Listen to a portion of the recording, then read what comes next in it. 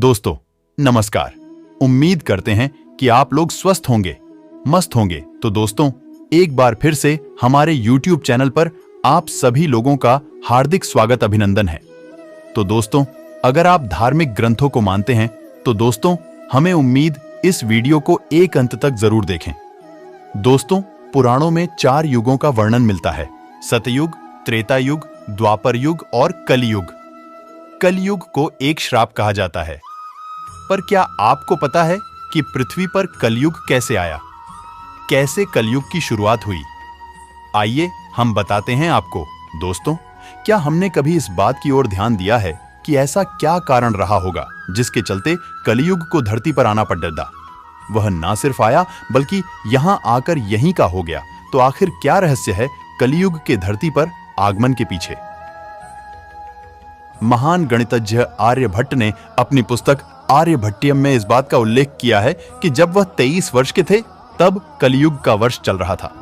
आंकड़ों के अनुसार आर्यभट्ट का जन्म 476 ईस्वियों में हुआ था। गणना की जाए तो कलयुग का आरंभ 302 ईसा पूर्व हो चुका था, जब धर्मराज युधिष्ठिर अपना पूरा राजपाठ परीक्षित को सौंपकर अन्य पांडवों और द्रौपदी समेत महाप्रयाण हेतु हिमालय की ओर निकल गए थे। उन दिनों स्वयं धर्म बैल का रूप लेकर गाय के रूप में बैठी पृथ्वी देवी से सरस्वती नदी के किनारे मिले। गाय रूपी पृथ्वी के नयन आंसुओं से भरे हुए थे, उनकी आंखों से आंसू बह रहे थे। पृथ्वी को दुखी देख धर्म ने उनसे उनकी परेशानी का कारण पूछा। धर्म ने कहा, देवी तुम ये देखकर तो नहीं रो रही कि मेरा बस एक पैर है, या तुम इस बात से दुखी हो कि अब तुम्हारे ऊपर बुरी ताकतों का शासन होगा? इस सवाल पर पृथ्वी देवी बोली, हे धर्म तुम तो सब कुछ जानते हो, ऐसे में मेरे दुख का कारण पूछने से क्या लाभ? सत्य, पवित्रता, क्षमा, दया, संतोष, त्याग, शास्त्र विचार, ज्ञान, वैराग्य, शौर्य, तेज, ऐश्वर्य, कांति, कौशल, स्वतंत्रता, निर्भीकता, कोमलता, धैर्य, साहस, उत्साह, कीर्ति, आस्तिकता, स्थिरता, गौरव, अहंकारहीनता आदि गुणों के स्वामी भगवान श्री कृष्ण के स्वधाम जाने की वजह से कलयुग ने मुझ पर कब्जा कर लिया है। पहले भगवान कृष्ण के चरण मुझ पर पड़िड़ियाते थे, जिसकी वजह से मैं खुद को सौभाग्यशाली मानती थी। परंतु अब ऐसा नहीं है। अब मेरा सौभाग्य समाप्त हो गया है। धर्म और पृथ्वी आपस में बात कर ही रहे थे कि इतने में असुर रूपी कलयुग वहां आ पहुंचा और बैल और गाय रूपी धर्म और पृथ्वी को मारने लगा। राजा परीक्षित वहां से गुजर रहे थे। जब उन्होंने यह दृश्य अपनी आंखों से देखा तो कलयुग पर बहुत क्रोधित हुए। अपने धनुष पर बाण रखते हुए राजा परीक्षित ने कलयुग से कहा, दुष्ट पापी तू कौन है? इन निरीह गाय तथा बैल को क्यों सता रहा है? तू महान अपराधी है। तेरा अपराध क्षमा योग्य नहीं है, तेरा वध निश्चित है। राजा परीक्षित ने बैल के स्वरूप में, धर्म और गाय के स्वरूप में पृथ्वी देवी को पहचान लिया। परीक्षित राजा ने उनसे कहा, हे वृषभ, आप धर्म के मर्म को भली भांति जानते हैं, इसलिए आप किसी के विषय में गलत ना कहते हुए अपने ऊपर अत्याचार करने वाले का नाम भी नहीं बता रहे हैं।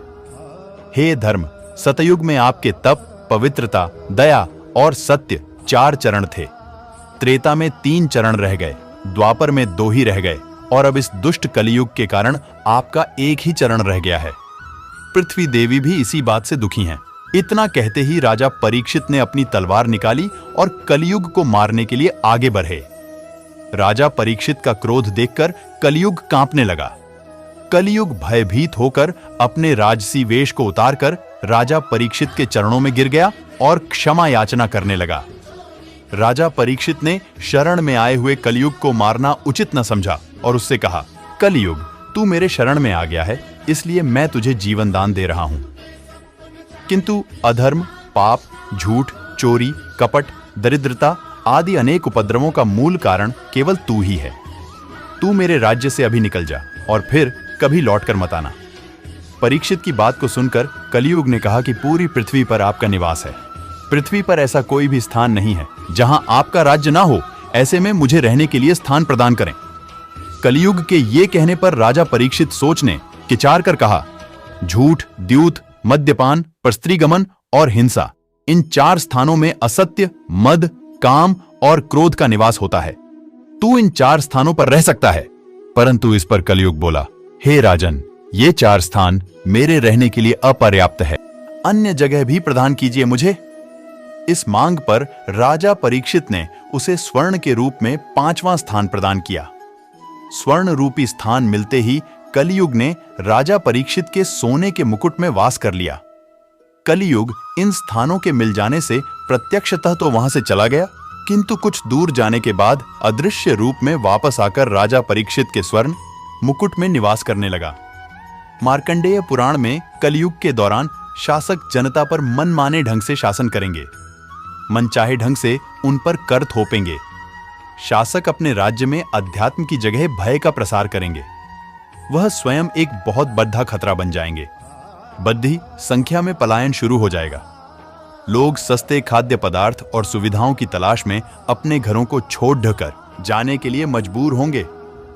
धर्म को नजरअंदाज कर दिया जाएगा और लालच, सत्ता, पैसा सभी के मस्तिष्क में प्रबल रूप से विद्यमान रहेगा।